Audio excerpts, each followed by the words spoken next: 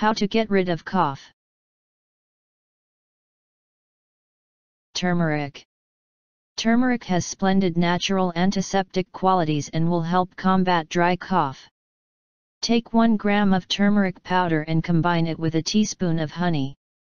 Take this 3 times each day and dry cough will vanish away rapidly.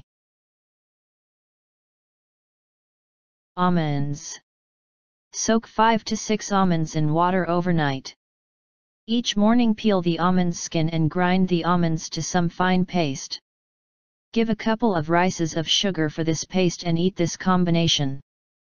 It's a well-established home cure for dry cough. Consuming lots of water. Frequently, a dry cough could possibly be the consequence of the easiest explanation. Lack of fluids could be a precursor for this condition, as too little available fluids can bother the throat. To avoid or get rid of a dry cough, get plenty of fluids. An average Joe needs 8 or even more glasses of water each day. Lemon.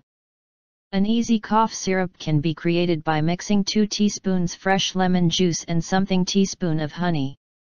Drink this healthy syrup several times each day. A different way to use lemons is to merge fresh lemon juice after some honey along with a pinch of red pepper cayenne after drink it.